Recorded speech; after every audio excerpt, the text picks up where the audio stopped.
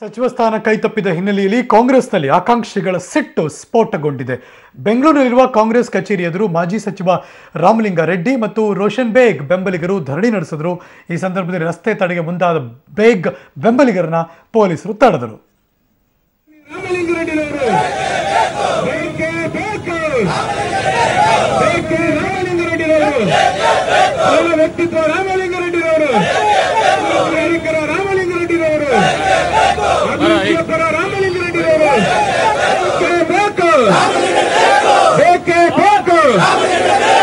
ಹೆಚ್ಚಿನ ರಾಜಕಾರಣಿ ರಾಮಲಿಂಗಾರೆಡ್ಡಿರವರು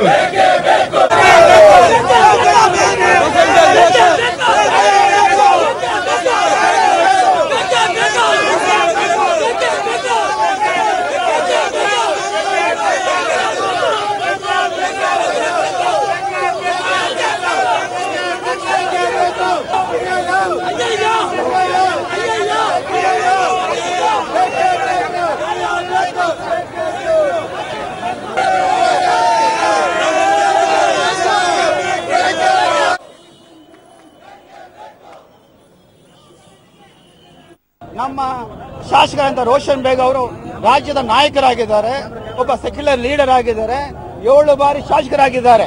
ಪಕ್ಷದ ಸಂಘಟನೆಯಲ್ಲಿ ಅವರದೇ ಅಂತ ಪಾತ್ರ ಇದೆ. ಚುನಾವಣಾ ಸಂದರ್ಭದಲ್ಲಿ ಇಡೀ ರಾಜ್ಯವನ್ನು ಪ್ರವಾಸ ಮಾಡಿ ಅಲ್ಪಸಂಖ್ಯಾತರ ಓಟನ್ನ ಕಾಂಗ್ರೆಸ್ ಪಕ್ಷಕ್ಕೆ ಬರುವ ರೀತಿಯಲ್ಲಿ ಅವರು ಕೆಲಸವನ್ನು ಮಾಡಿರ್ತಕ್ಕಂಥ ಹಿನ್ನೆಲೆಯಲ್ಲಿ ಸಾಮಾಜಿಕ ನ್ಯಾಯ ಅಂತ ಹೇಳ್ತಾರೆ ಪಕ್ಷದ ಮುಖಂಡರು. 7 ಬಾರಿ ಗೆದ್ದು ಪಕ್ಷದಿಂದ ನಿಷ್ಠೆಯಿಂದ ಇರ್ತಕ್ಕಂಥವರಿಗೆ ಹಿರಿಯರಿಗೆ ಆದಂತ ರೋಷನ್ ಬೇಗ್ ಅವರಿಗೆ ಇವತ್ತು ಸಚಿವ ಸ್ಥಾನದಲ್ಲಿ ಅವಕಾಶ ಸಿಕ್ಕಿಲ್ಲ. ನಿನ್ನೆ ಮೊನ್ನೆ 2 ಸಲ 3 ಸಲ ಆದವರಿಗೆ ಅವಕಾಶ ಕೊಟ್ಟಿದ್ದಾರೆ. ಮತ್ತಷ್ಟು ಮಾಹಿತಿ ನನ್ನ ಸಹೋದ್ಯೋಗಿ ಸುಖೇಶ್ ದೂರವಾಣಿ ಸಂಪರ್ಕಕ್ಕೆ ಬಂದಿದ್ದಾರೆ. ಸುಖೇಶ್, ಹೋರಾಟಗಾರರ ಹೋರಾಟ ಹೇಗಿತ್ತು ಮತ್ತು ಈಗ ಏನಾಗ್ತಾ ಇದೆ? ಸಿಚುವೇಶನ್ ಕಂಟ್ರೋಲ್ ಇದೆಯಾ?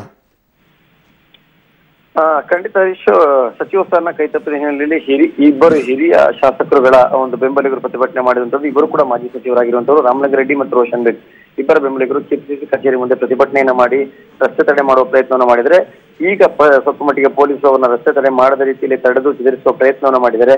ಇಬ್ಬರು ಹಿರಿಯ ನಾಯಕರು ಸುಮಾರು 6-7 ಬಾರಿ ಗೆಲುವನ್ನು ಸಾಧಿಸಿದಂತರು. ಅಂತವರಿಗೆ ಒಂದು ಸಚಿವ ಸ್ಥಾನವನ್ನ ಕೊಟ್ಟಿಲ್ಲ ಅಂದ್ರೆ ಪಕ್ಷಕ್ಕಾಗಿ ದುಡಿದವರಿಗೆ ಎಲ್ಲಿ ಆದ್ಯತೆ ಸಿಗುತ್ತೆ ಅನ್ನುವಂತ ಒಂದು ಆಕ್ರೋಶವನ್ನು ಕೂಡ ಅವರ ಬೆಂಬಲಿಗರು ಕೆಪಿಸಿಸಿ ಕಚೇರಿ ಮುಂದೆ ವ್ಯಕ್ತಪಡಿಸಿರುವಂತದ್ದು. Harish, thank you so much Sukhesh, ಶಿಕ್ಷಣದ ಮಾಹಿತಿಗಾಗಿ. ಸಜ್ಜನ ರಾಜಕಾರಣಿ ರಾಮಲಿಂಗಾರೆಡ್ಡಿ ಅವರು, ಸರಳ ವ್ಯಕ್ತಿ ರಾಮಲಿಂಗಾರೆಡ್ಡಿ ಅವರು.